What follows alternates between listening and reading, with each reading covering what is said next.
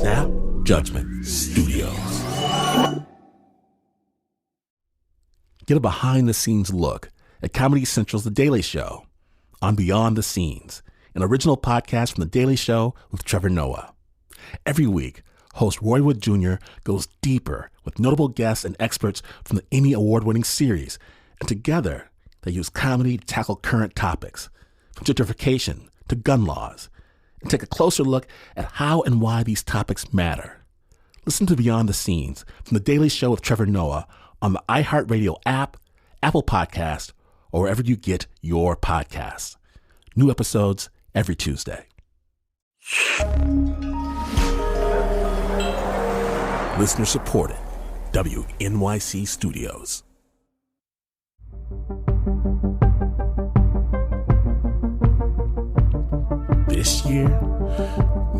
This year, it felt like everything sped up. The hate, the crazy, the kindness, the joy, the pain, the fear. Often, it felt like we could do anything.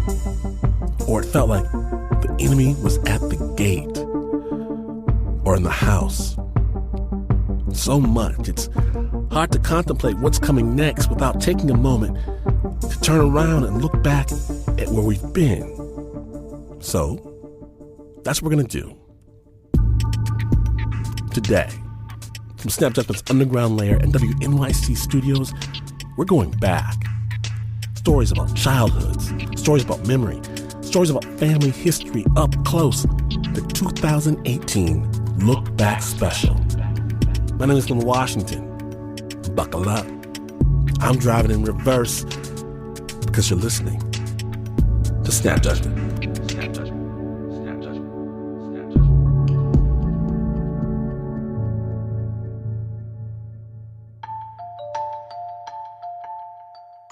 We begin with Norman Olstad, who grew up with a tough guy father who would wake him up at 4 a.m.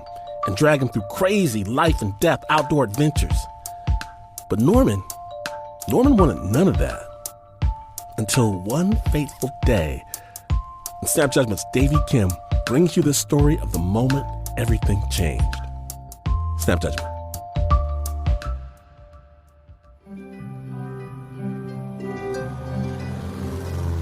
11-year-old Norman Olstad III is on a short chartered flight with his dad and his dad's girlfriend Sandra. They're traveling from Santa Monica Airport in Southern California to Big Bear Mountain. Norman's going to train with the local ski team and pick up a ski slalom championship trophy he won a little while back. You know, we're heading that way, and my dad's reading the sports section, eating an apple, which is his classic morning routine.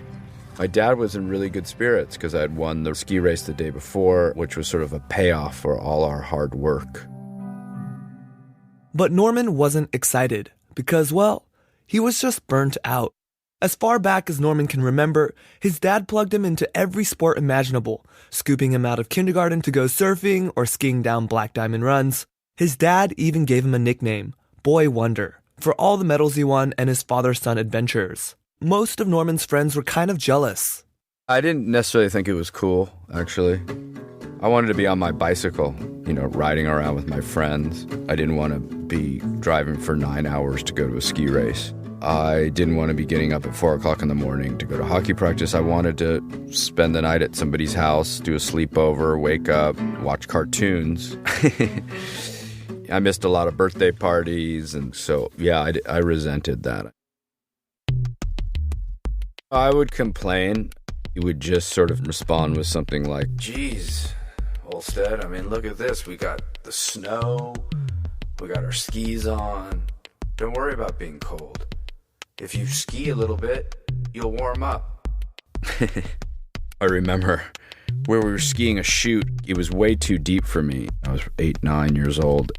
And the sides of the little bowl we were in was like a wall of snow, and I rammed into it, got my head stuck in the snow, and I couldn't breathe. And my dad came, skied up behind me, and pulled me out. I said, "Did you see what happened? I almost drowned." He said, No, I had an eye on you the whole time. You were fine." He was not worried about me drowning or anything. He thought I was just looking for an excuse. He said, "Come on, let's go. Tough it out." I thought that was pushing it too far.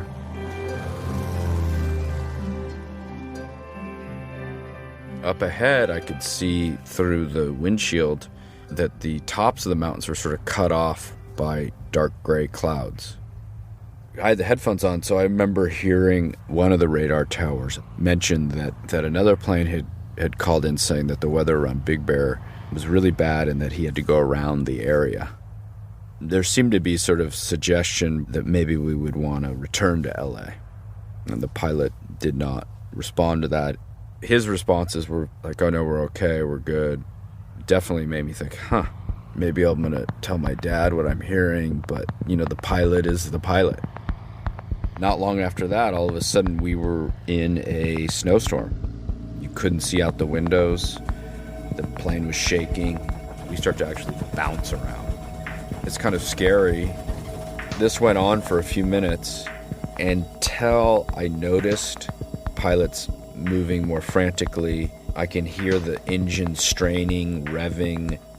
I remember at this point thinking, I gotta tell my dad. I looked back at him and he was smiling and he was eating the core of the apple, which he did. He even ate the stem. He used the stem to kind of clean his teeth out after he devoured the whole of the apple. And he just was glowing and smiling, and he had these really strong sapphire blue eyes. Seeing him like that just sort of dampened my willingness to sort of say anything.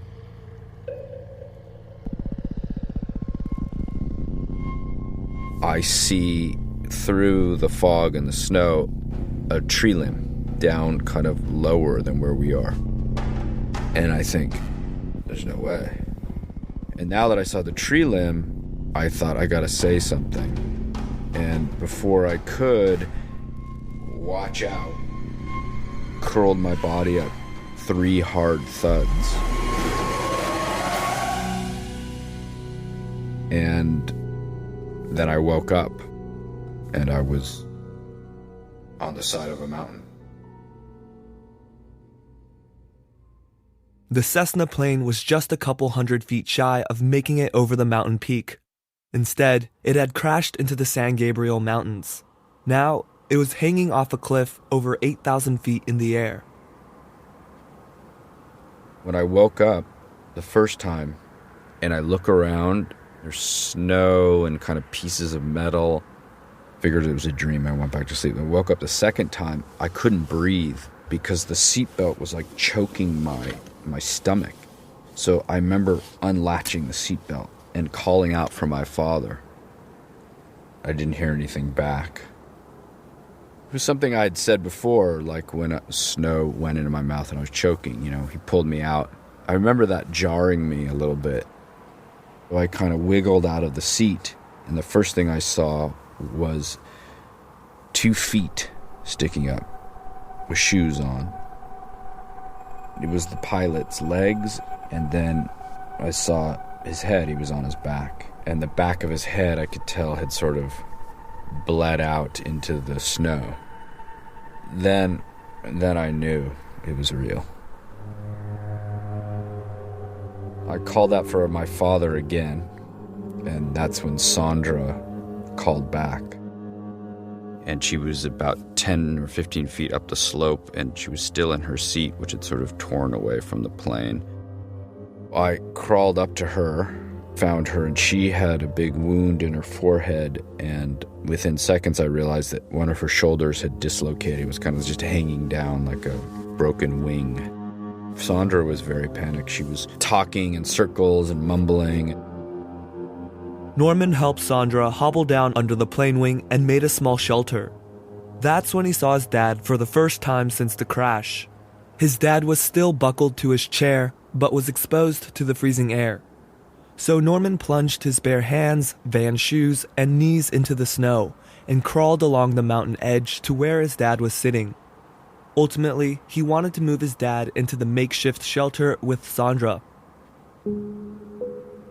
I got to him, and he was slumped forward with his head kind of on his knees. I shook him, trying to wake him up, and nothing. But he still felt warm, and that made me think that he had just been knocked out. And I got under him and I pushed, and I got on the side of him and I pulled without sending him down the slope like everything else that moves. I'm this little 11-year-old. I was only 75 pounds, and I didn't have the strength to move his body. I was freezing. My hands were frozen, and my toes were frozen. I had no gloves. I had Vans tennis shoes, no ski cap or anything. And I had to get out of there. So I went back to the wing and I got under with Sandra, and we spooned for body heat. We fell asleep. I had another almost dreamlike thing where I had a conversation with my father a year before this. His truck had gotten caught in mud and we were wandering around looking for help. It was really hot. I remember asking him about what happens when you boil to death. He told me something like, you're thirsty and you're kind of disoriented. And then I said, well, what happens when you freeze to death? And he said, well, you're really cold and then you get tired and you fall asleep and you just don't wake up. Here I am asleep, it's freezing, and I'm conscious of the fact that I have to wake up. So I made myself wake up. I woke Sandra up and I said, we can't sleep. We're freezing to death. At that point, I hear these booming kind of sound that right away sounds like a helicopter to me. I'm excited to hear this helicopter. And so I get out from under the wing and it's hovering above us, and I start screaming and yelling and waving my arms. Hey, we're here, right here, right here. The helicopter's kind of like bobbing and weaving and dipping, and I'm thinking he sees me, and very excited, I'm screaming and yelling and waving. Suddenly, the helicopter just banks away. At that point, Norman could feel the storm picking up again. But before the angry gray clouds obscured his view over the mountain edge, Norman carefully peered down and saw among some trees, well, he thought he saw a cabin roof. I remember thinking, aha, if nobody comes for us, we got to get to that cabin before dark. I go back and Sandra is asleep again, and I wake her up and I tell her, we're going to freeze to death up here. We can't spend the night up here. And she says, oh no, somebody will come and we can't get down that mountain. And I tell her, look, I'm going. You have to come. Finally got her out of there from under the wing. I broke off some tree limbs and I said, we're going to use these as like little ice axes, and you're going to jam this into the snow. You're going to lay on your stomach and your feet are going to go down first. And I'll be below you, Sandra, and you'll keep your weight on my shoulders. I went back to my father and I told him that I was going to get help for us. We start down the mountain, very, very steep. At this point, you can't really see very far below anymore. At one point, Sandra kind of wandered to my right and had lost contact with me a little bit.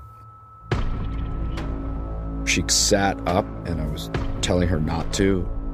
Simultaneously, she sort of rolled away from me. I would sort of lose grip and start sliding, so she would start sliding. I sort of reached out, sort of leaned over to try to stop her, and she just bowled me right over and just kept sliding away, and she just shooting down the slope and just disappeared into the fog, into the clouds. Boom, she was gone.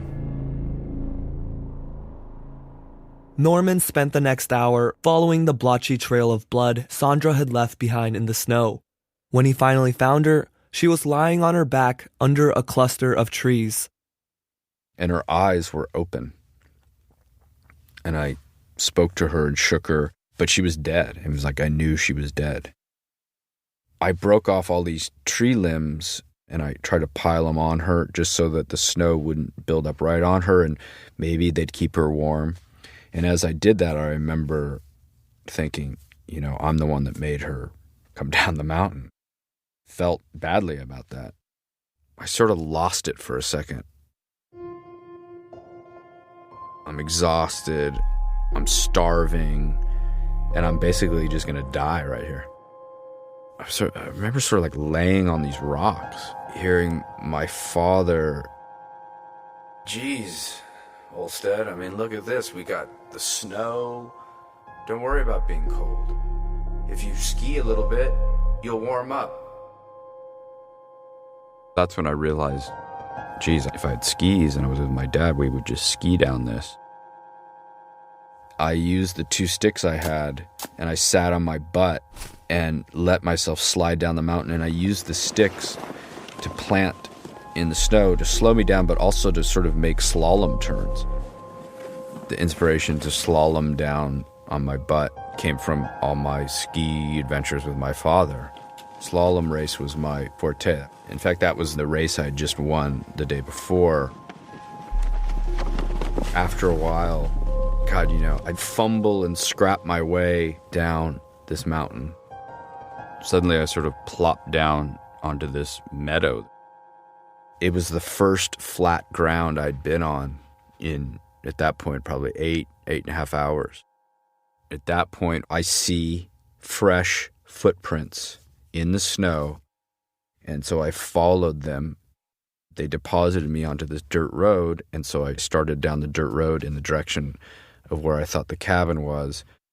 As I came around the bend, a dog came running up. Seconds later was a teenage boy. He kind of looked at me, startled. Before I could speak, he said, "Were you in the airplane crash?" And I was like, "Yeah." He says to me, "Let me pick you up."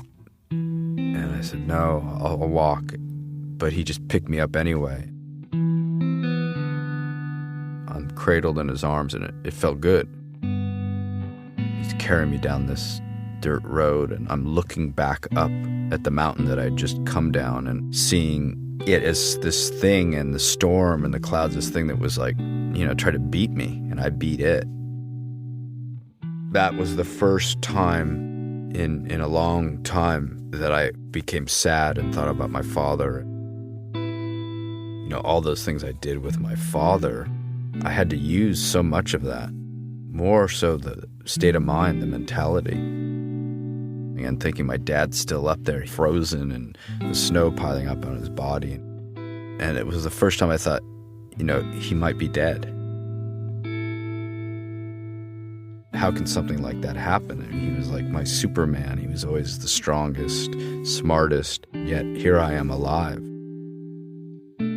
I just sort of thought he gave that to me. He saved my life. He taught me how to survive. It was the first time I ever appreciated the things he dragged me through.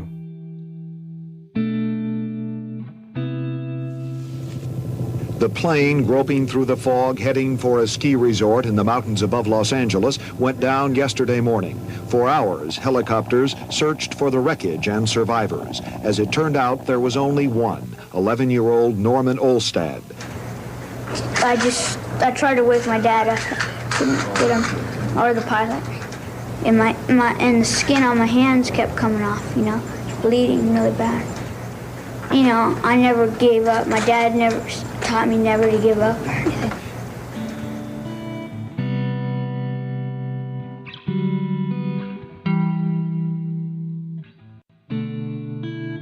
Thank you so much, Norman.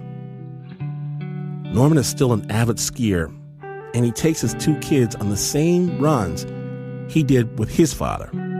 Read more about this story in Norman's book, Crazy for the Storm, and also check out his latest thriller, French Girl with a Mother. We'll have a link to both on our website, snapjudgment.org. The original score was by Davey Kim, and it was produced by Davey Triple Threat Kim.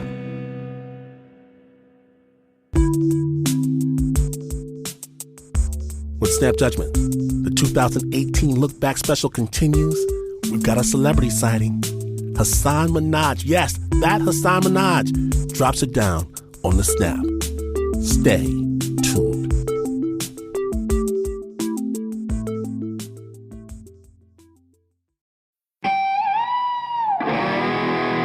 Attention shoppers, we now have taste in the bread aisle.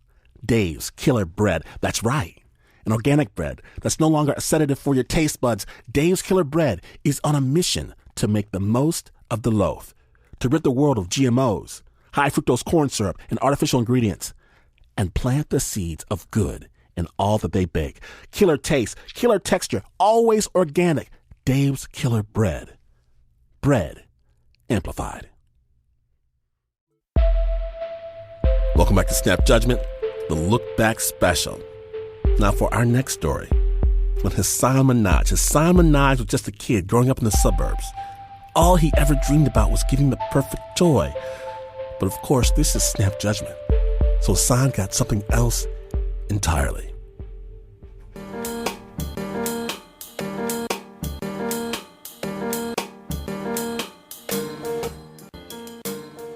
It's my 7th birthday, and it's September 23rd.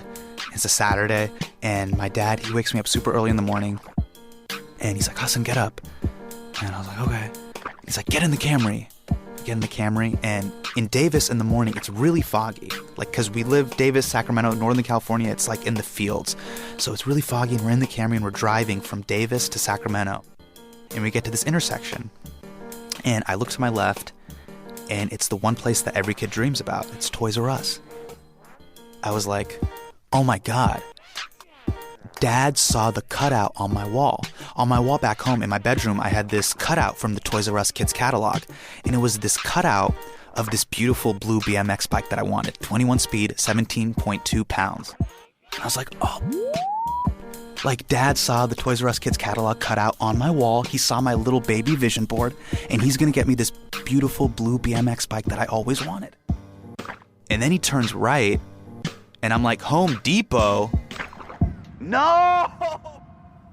He took me to Home Depot on my birthday. I'm walking through the aisles of Home Depot. I'm in my pajamas. It's like 7:30 in the morning. I'm like, Dad, do you even know what day it is today?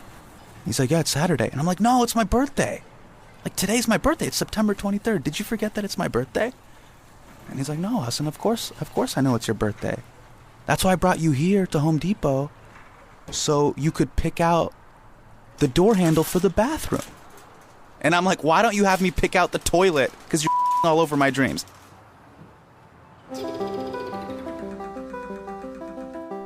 You know, the first 8 years of my life, it's pretty much, me and my dad. And my mom, she's back in India going to med school. She got married to my dad young, so she has to finish up the residency and rotation thing. Now, my mom, conversely, she would come to the States and she would just kill the mom game. It was like being at Disneyland. We were a family. We were all together. She would bring physical gifts. She came to Pioneer Elementary School and brought me a Ghostbusters 1 proton pack.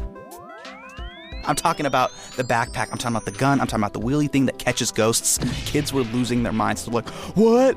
Hasan's a Ghostbuster? I'm like, yes, I'm a Ghostbuster. It was one of the happiest days of my life. She was really sweet, and she was really into what I was doing, and she wanted me to have fun. But then she'd have to go back to finish her studies in India. I'd be like, Dad, when is she coming back? When is she coming home? And my dad would be like, look, when her visa goes through, we'll be together. We'll be a family again. And I remember the day she came home. It was August 11th, 1993. I'm 8 years old. I was so excited. I run into my room and I put on my Ghostbusters proton pack, and I'm standing there in the living room. And my dad takes one look at me and he's like, Hasan, put on Indian clothes. And I'm like, all right, I'll be an Indian Ghostbuster. That's fine. I'm like wearing like shalwar kameez. I'm this like backpack on. And I'm waiting in the living room. The door opens. And my mom walks in. My dad walks in. And then immediately behind my parents is this little brown girl with a mushroom cut. And she just runs over to me. And she's like, Hasan, bye! And she hugs me. And I'm in full hover hands mode because I have no idea who this person is. Basically what happened was my dad would go back and forth to India to visit my mom. And then during one of his trips, he knocked her up. And I had a sister. But no one told me about her. My immediate reaction is like, who is this person? I was supposed to have mom to myself. I didn't get that. We were supposed to be a family, the three of us. I had a sister. No one told me about her. So my mom took this photo of us, and this is the first photo of me and Aisha together, like brother and sister. Aisha is wearing this like blue jumpsuit. I'm in a all white shalwar kameez. So I'm like white kurta, white pajama bottoms, and I'm hugging her. Her arms are squeezed tight around me, and she's looking at the camera like smiling. Like, she's like, aha, America. And then I'm like hugging her like, I guess this is the way people in movies are supposed to hug. And then the thing that was the worst was they were just like, now go take care of her. And my dad's like, Hassan, why aren't you happy? And I'm like, why am I not happy? Because you brought this girl out like Maury for immigrants. Like, you were just like, Hassan, you are the brother. And she just comes out and she's dancing just like, where's my bunk bed? I'm like, who are you? She's like, you don't know me? Yeah, I have no idea who you are. Get out of my room. I didn't sign up for this. You guys did. And my dad's like, Hassan, we're a family. We're all that we have. And we're a family. We're all that we have. He just kept saying that. And I'm like, no, that's on you and mom. I mean, I already had this feeling at school where I wasn't even getting by. Hassan bhai, Hassan bhai, Hassan bhai. Kids are like, what's Hassan bhai? It's like, how do I explain to Cody? Oh, it's a term of endearment in my culture. It means Hassan brother. And as a kid, all you want to do is fit in. That's all I wanted to do more than anything in the world. And having my sister follow me around on the playground, I'm playing kickball, wall ball, Hassan bhai. I'm like, get lost. And eventually I just couldn't take it anymore. And so I try to ditch her and I run into the boys' bathroom. She follows me into the boys' bathroom, Hassan bhai. And eventually I just turn and I snap. And I'm just like, hey, you're not my sister. My sister. And she couldn't understand English. But she could get what I was saying. You know, she started crying and all these like tears are going down her little chubby cheeks. And she runs out of the bathroom. And I look at her and I'm like, oh man, she's going to tell dad. And I'm going to get it. But she didn't tell dad. My dad, he had told my mom all these big promises when they had originally gotten married. I'm going to take you to America. We got this. It's going to be like this and that. And all those things didn't exactly go over the way he had planned. He really wanted to make it up to Aisha in a really big way. And so for her 5th birthday, my sister's very first birthday in the United States, he wanted to make it super special. So he brings everybody in the living room and he drags in this big brown box and he hands Aisha a pair of scissors. And he's like, Aisha, come over here. Open the box. She cuts open the box and opens the flaps. And on the right flap, I see Toys R Us. My dad reaches in and pulls out this beautiful blue BMX bike. And I'm staring at this bike, the exact bike that was on the Toys R Us kids catalog cutout in my room. My dad, when he presented the bike to my sister, and he didn't even look over or wink or like smile at me or give me this sort of thing where like, Hassan, maybe one day you'll understand. Nope. He just looked at Aisha and was like, here you go, Aisha. She's looking up at me and she stares at me and she can just tell how mad I am. And she's like, Hassan bhai, Lona, lo.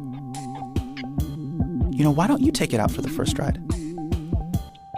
And I'll be honest, you know, as an older brother, I felt very entitled to that first ride. She opens the door and she's like, look, Hassan bhai, just take it for one lap around the cul-de-sac.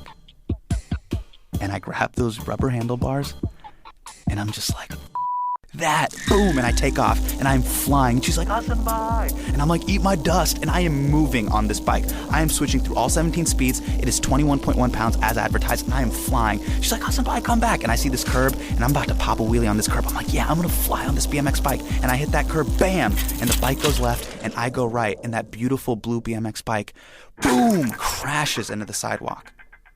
And all of that fresh blue paint just chips off the side of the bike. It hadn't even been 20 minutes. And then I can hear the pitter-patter of Aisha's chappals. She's running over and she's just crying. She's standing there in her sandals and sweatpants. She's like, Hassan bhai, why did you do that? Why did you do that? I gave you the first ride. Tumne aise kyun kiya? I didn't say I'm sorry. I just remember I fell off the bike and I looked at it and I knew when I saw that paint off the side. I was like, this is messed up. I didn't even say it. I was speechless. I just remember going to her room the following day and being like, Aisha, listen, I'm really, really sorry. And because kids are so honest, she couldn't even lie to me and say it's okay. Because it wasn't. That was the first time where she wasn't thrilled to like follow me around. She didn't follow me around. All of a sudden, this girl who was my shadow doesn't really want to hang out with me. After that moment, the mushroom cut started growing out and she got like hair down to her shoulders. We got older. We had separate rooms. She started learning English so she could speak to other kids at school and make friends. Because before, I kind of represented also like a mediator between Aligarh and America. This is the playground. This is where you play tetherball. This is where we do this. That's the girls' bathroom. This is the boys' bathroom. This is this. This is Sesame Street. I could explain all these things to her. And I could see it the more and more she learned English and started having her own autonomy. And once she started to get her own autonomy, but that meant that she needed Hassan Bai less and less. Did you miss the shadow when you were losing it? Yeah, it sucked. I started to realize it, and I was like, man, like, yeah, I kind of missed that time in our life. Does she look up to you now?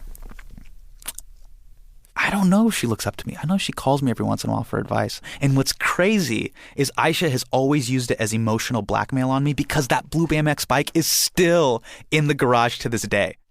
We were going to what's called like a family dawah. A family dawah means like a family party. I'm late. Get in the camera, you close the doors, and she's like, oh my God, Hassan Bai, you are so selfish. And I'm like, what are you talking like? And she's like, really? You're not selfish? She points to the corner of the garage. Garage door opens. And she'll be like, hey, look at the side of the bike. Why is one side of the bike just completely missing paint? Oh yeah, because you crashed it, Hassan Bai.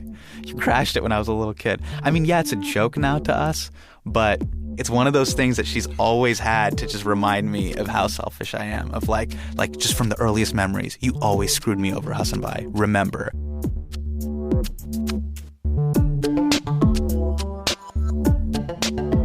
Big thanks to Hasan Minhaj for that story. And know this, Hassan has not just one, but 2 shows on Netflix right now. This brother is hilarious. Check out his comedy special, Homecoming King, and his latest show, watch it please, Patriot Act with Hasan Minhaj. The original score for that story was by Renzo Gorio. The story is produced by Lena Masitsis and Mark Ristich. Now when Snap continues, we're going to cross the uncrossable line. Stay tuned.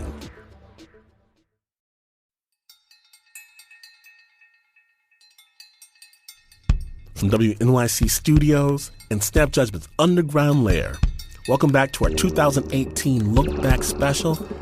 My name is Glenn Washington, and for our next story, Mary Kim. Mary was sitting at the dinner table with her father, Chin Keel, when her father revealed a dark family secret. Snap Judgment.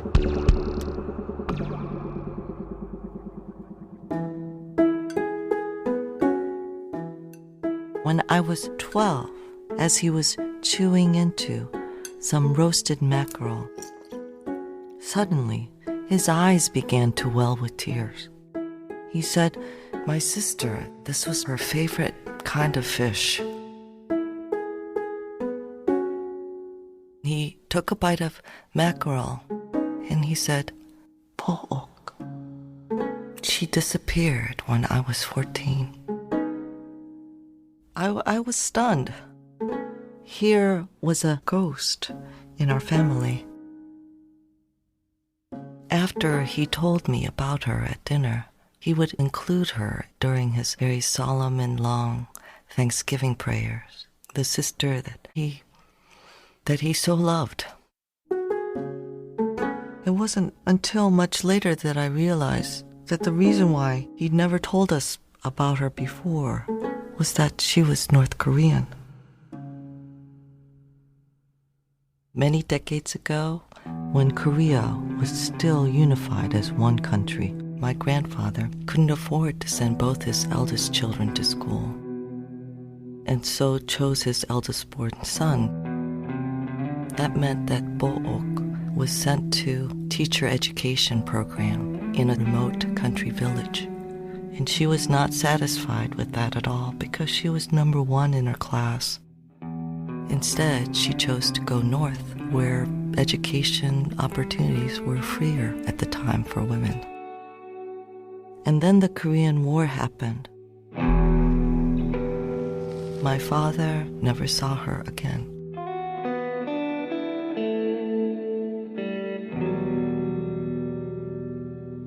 Then in 2005, the Red Cross offered my father, Jin-gil, the chance to see his sister, Bo-ok, for the first time in more than 55 years.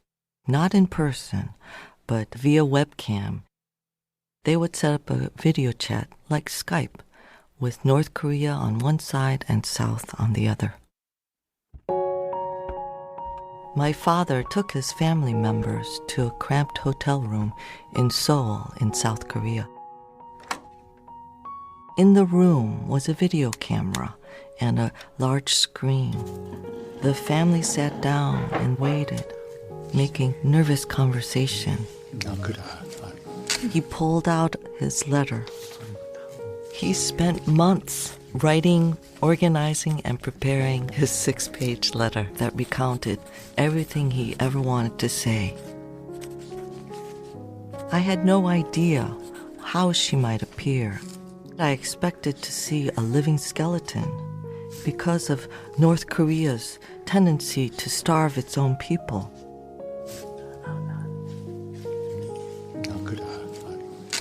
The screen flickers and the connection establishes. In Bo-ok's face and that of our northern relatives, we see them. 누나, 나 진길입니다. 진길이가? 예, 나 진길이고 연옥이고. Sister, this is Jin-gil. Jin-gil? Is that really you? Yes. Good to see you. It's been so long. Surprisingly, her cheeks were full. I noticed that she seemed to have a little bit of makeup on and had a lovely traditional garment on with silver beading, which must have been expensive, unusual. 그래, 제가 오면서 제가 이제 누나를 생각하고. In preparation to see you, I wrote your letter. I'll read it first. 누나. And then he launches into one of his oldest memories of her. 연길에서의 겨울은 무척 추웠습니다. I don't know if you remember, but one winter night we had a fight. So Dad punished you by making you stand outside in the freezing cold. I felt sorry for you. So I tried to go outside, but Mom and Dad wouldn't let me. So I told them I had to pee. I remember how we were freezing together in the cold. I felt sorry about that. After you went to North Korea, I didn't realize that when we lived together, I never told you that I love you. That broke my heart. 내가 한 번도 누나를 좋아한다는 얘기도 못했고 그래서 늘 마음이 아팠습니다. He could barely speak. My father is not an emotional man. Until I was 18, he never told me that he loved me. On the southern side, of course, our shoulders were shaking. On the northern side, she was amused. It was a kind of slightly mocking, as if, look at what's become of you. That soft southern living. A traditional Korean man would never have said that. My dad noticed that, but kept on reading. 묶은 그 머리를 하고 안 있었습니까? 지금도 But even now, when I see high school students with ponytails in her hair, I am reminded of you. I find myself looking at those kids as if they were you. my memories are frozen at the time we last say goodbye. When you spoke about searching for that ponytailed girl, I understood my father in a way I hadn't before. What it must have been like for him to have 4 daughters, and why he so insisted that we all get the best education we could. He wanted to give me what his own family never gave her. 어머니 아버지가 자꾸 돌아오시겠다고 그래가지고 About 20 years after you left, I went to the US. I took your mom and dad with me and take care of them. But they keep on wanting me to go back to Korea. Deep down inside, they must have thought you would escape North Korea and return home one day. Mom cried every night. 밤마다 우셨어요, 어머니는. He reveals to her that he has 4 daughters, an only daughter. She jokes, rich in daughters, and everyone laughs. And then she reveals that she herself has 3 daughters and 2 sons. But you need sons, not daughters. You need sons to protect the country and reunite Korea. Soon, my father's grand filibuster ended. Finally, his sister Book was given a chance to speak. 왜 내가 의원에 입대했겠나? 우리가 얼마나 못 살았나? 홍제동 그 산중턱에 살 때. Well, younger brother, let me tell you about my life. I remember we were so dirt poor. She spends the next only 15 minutes to my father's hour and 15 minutes to recount what has occurred in the past 55 years for her. Then the Korean War broke out. The American bastards came to Korea and killed our soldiers in the streets. So I became a volunteer soldier and took care of injured. She started speaking about how the American bombs fell and took her leg. 저걸 통일하고 고향에 가겠다는 내가 다리 부상 나온다니까 그 원탁한 그. I was so upset about that. Remember, I used to be fastest runner in school. But then our great leader said, "Don't cry. The American bastards are the problem, not your leg."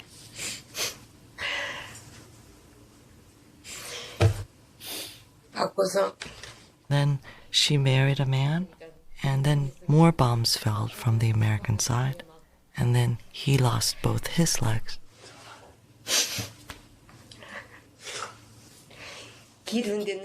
But I made a family with him and gave birth 5 children.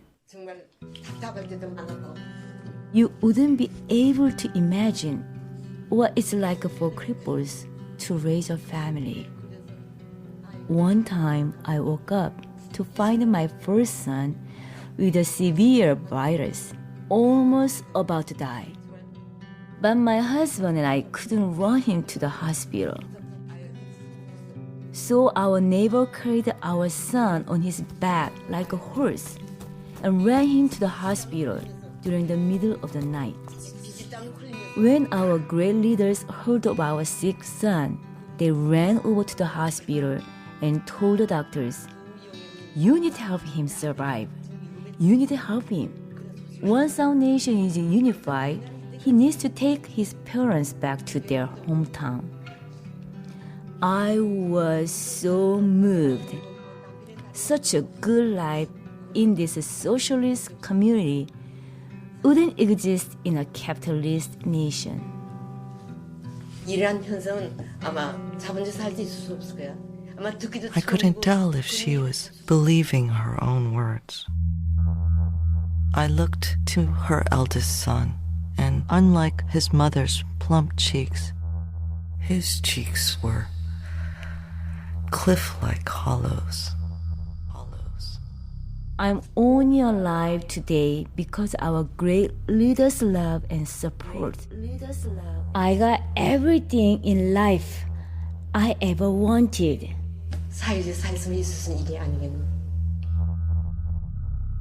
The amount of swabbing and sweating that her eldest son was doing seemed to contradict her words. We don't have many years left now. All I want is to see our country unified. Yes, I believe that they will be here soon. Yes, I do too. But we need to kick out the American bastards. We need to kick them He out held his for tongue, unification. and he listened to Then we her. can finally meet and live happily together. Yeah. She pauses for a moment, and my father clears his throat and suggests, let's sing a song together. Yes, what should we sing? Do you know, We Are One? It's one of the many anthems blending both the national anthems of both Koreas.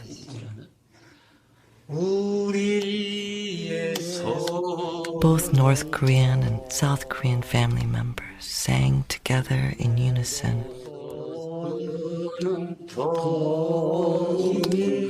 My father, still full of tears, took up the words. Our hope is for one country. We pray even in dreams.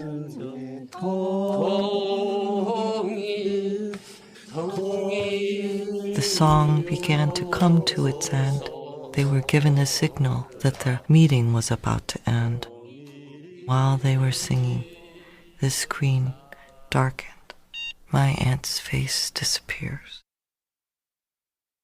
It's been 10 years since that reunion. Thanksgivings are smaller now. My father's prayers are quieter now. His prayers are shorter. He prays for our family, but he never mentions her. No. I mention her. I ask him about whether or not she's still alive. He doesn't say. He lets a pause hang between us. He's very resigned that he will never see her again, that she is dead. It's me who still harbors hope that she's alive. Po'ok.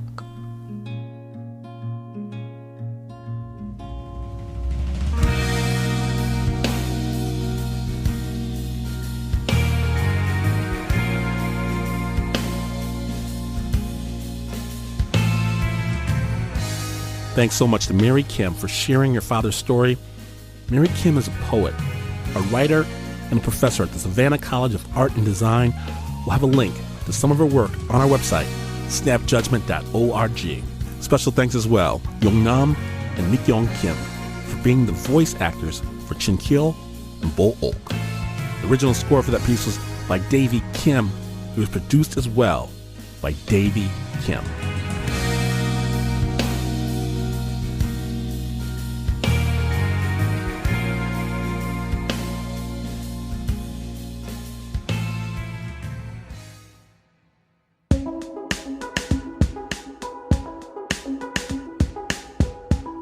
It's that time, Snappers. It's that time, and we want to thank you.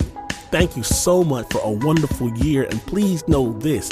All the stories that you've heard for years and years and years are available for your listening pleasure right now on our website, snapjudgment.org. We appreciate your support and know that Snap was produced by the team that likes to mix hot chocolate into our hot chocolate. Please give it up for the Saint Knick-Knack, the Patty Whack himself, Mr. Mark Ristich. Pat Mesiti-Miller did not eat roast reindeer. That is slander. Anna Sussman, she can fit through a chimney. Liz Mack, she can write her own prescriptions. Nancy doesn't trust modern medicine. Lopez. Eliza Smith doesn't trust medicine that's modern. Producer Ian wears white.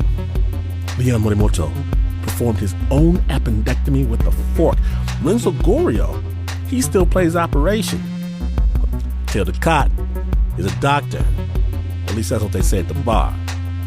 Shayna Sheely runs the bar at the doctor's office, while Jasmine Aguilera, she thinks chocolate is the best medicine. And even though this is not the news, no way is this the news. In fact, you could leave a pie out to cool, only to discover that you might have put that pie out in your dreams, or in another life, or maybe in a book, but that sticky mess on your hands and face tells an entirely different story. Even then, you would still not be as far away from the news as this is. But this is WNYC.